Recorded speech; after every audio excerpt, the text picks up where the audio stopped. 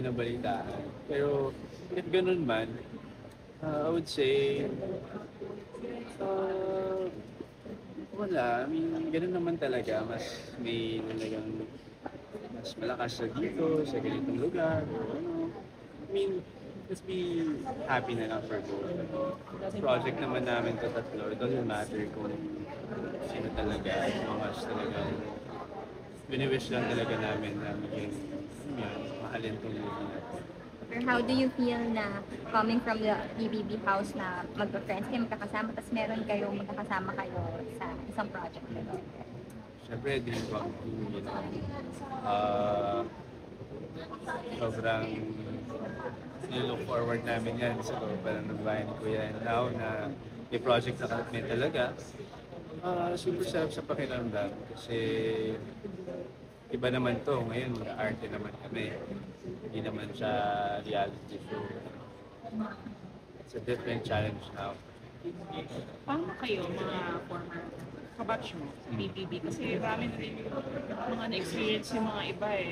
Yung mga nabat, na-cancel. Pero how are you as a group? Naging closer ba kayo? Well, because of the tight schedule, I guess hindi na kami masyadong nakakapagsama-sama. Pero ako kasi, ano lang ako, chill lang ako. Chill lang ako, I mean, lahat naman friends ko, lahat naman. Ayoko ng gulo, ayoko ng away. Alam mo yun, wala akong papatungan niya. Support Wala. lang. Support, yeah. Sana maging ano lang, kind lang. Kumbaga, ayoko ng bashing, ayoko ng kung ano-ano, lalo na sa mga sa amin na galing kami PBB. Yun, sana maintindihan nyo or ma-feel nyo yung experience namin sa loob na sana paglabas eh hindi na namin ma-experience yun. Sana lang, yun lang yung sana na alam mo yun, gusto kong mangyari. Kasi hirap eh. Kasi may magbabalik daw na mga former PBB. Kung ikaw ba bibigyan ka ng chance din na bumalik sa bahay na kuya as a housemate? Housemate? Oo, as a housemate ko din. Papayag ka ba ulit? Or okay na sa'yo yun nangyari as a housemate? Hindi ko give chance to others na na-experience ko na eh. Pero house guest, okay, ayun na. Game.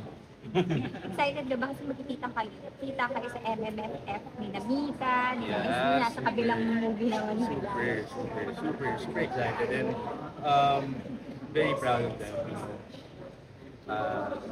Lalo na mga super ako, S-Near na ayun ko first time yata magkakamovie. Sobrang nakaka-proud. Alam ko na gagalingan niya. And same with the other housemates. Looking forward na mapanood din yung movies nila. Sila no? Tapos eto, nakita kasi natin nung paglabas niyo ng PBB, di ba yung nagbigay ka ng flowers kay Bianca, pinulong mo yung kotse niya ng flowers. Meron bang bago ano ka, gesture na ginawa para madami sa kanya? Eh, kung ano man yung gawin ko for her, for me, parang sa amin na lang siguro. Hindi naman lahat na expose. May mga dapat na share, meron din lalo na if beyond. Kaya ano masasabi mo na parang pinapressure ng fans sa sana magiging talaga kayo di ba? Kaya ikaw ba magiging kayo? Hindi mo itatawag. And is she a girlfriend mo? Well, alam nyo, if hindi naman kami dalawa nagpapadala ni Bianca sa pressure sa mga fans. Lagi ko rin nire-remind na happy lang, enjoy lang nila. Minsan lang kami magka-work eh, knowing na magkaiba kami ng network, right? Habang may chance pa, sana maging happy na lang yung mga tao, masasama kami. And she a girlfriend material, of course. What do you say sa kanya na girlfriend material? Everything. Lahat. Promise. Particularly. Talagang Gusto mo na yung specific. detail, Specific. Alam nyo, ano ba? Very particular ako sa girl. At si Bianca would say, Ano yung, Hirap, ano yung I would say, quality? Good quality. yeah, Mabait. Ano kasi, parang may iba siyang, may kakaiba talaga sa kanya as a woman. Paano siya mag-isip, paano siya mag-decide, paano siya um, paano niya i-handle yung mga bagay-bagay. Saka down to earth siya. And laging nakikinig, she knows how to listen, hindi lang puro salita. Kung magiging kayo, hindi mo ba itatago? Kung magiging kami, depende. Pati natago mo na, joke. Pasok ba siya sa ideal girl mo? Of course, yeah. Bianca. Nakilala ko na siya BBB. 4 months kami sa loob ng bahay ni Kuya. And for me to say na pasok siya, I really mean it. You know? Hindi kayo mapag-iwalay kung nasaan ka, nandun din siya. Because of Nasa work. rehearsal, nandun din siya. Rehearsal? Ay, nung sa basketball. Ano ba? Practice. Talaga? Yeah. Ay, hindi ko siya nakita. May fake siya. May Ikaw fake lang siya, nandun nakakita. siya. Saan yun? Send mo sa akin. Hindi, may picture niya. Yung para sa bench na basketball rehearsal. Sa 26 pa yung bench basket. Oh, di ba may practice kayo? May practice yung meron. Nandun siya. Sige nga, tingnan ko mamaya. Pero ganun ka talaga ka romantic. Oo, lover boy talaga. Siguro ano na rin yun, yun yung parang childhood, di ba may mga childhood trauma tayo na parang gusto mong ayusin in the future or kung paano ka lumaki. So ako talaga, binavalue ko talaga yung love, girl, binavalue ko talaga yan.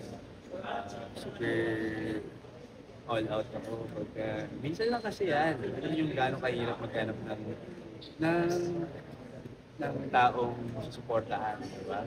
So, minsan lang yan. Ilang Are you happy ilang sa girls ano? na dati ilang girls na bang all out na? All out tayo. Karelasyon. Karelasyon. Isa pa lang, 8 years. Non-showbiz. Non-show. Ba't nasabi mo trauma? Coming from yung family, para ba? Siguro growing up middle child nga ako, nakwento ko na ito sa PBB. So parang in a way, medyo nag-longing yung for, hindi naman ano, pero parang gusto kong love na matanggap. So ngayon, yun yung binibigay ko naman kasi yun yung matagal ko na hinihingi. Speaking of PBB, yung mga papasok ng mga sparkle, sino yung mga close mo din? Si Sophia, close to you. Sophia, same kami ng manager, si Stacy. Alam niyo si Sophia, napaka-sweet na babae niya. Sabi ko nga sa kanila, idol ko sila ni Allen. Sila ni Allen. Nilove din nila. Oo, super cute nila. At si Sophia, ano sila talaga, totoong tao. Sa palagay mo kakayanin mo. Sana. Sana. Actually, nag-message kami na parang sabi ko sa kanya, good luck, galingan niya, at yun, mga totoo. Ano yung payo mo lang sa kanya? Payo? Pagpasok niya. Tips na may bibigay mo sa kanya. Well, wala akong nasabing tips, pero if magbibigay ako sa kanya, enjoy niya na lang yan. Isa na rin. Enjoy. Nakausap ko ba siya? Text Bago- chat na parang sabi ko, good luck, kaya mo yan. At sinatapos mo yung dalawang movies mo. Yun po. Hindi pa. Yung isa pa lang, Shake. Nag-last day kami last week. Ay, hindi pa tapos yung ano niya. Isa pa, ano na lang. Saka yung teleserye namin ng Hotel 88. Kailan Saan, kayo? saan ka sasakay na float? Sa ano, palit. Lipat-lipat. Kailan matatapos yung isa? Tapos naman na. Good luck! Thank you! Thank you guys.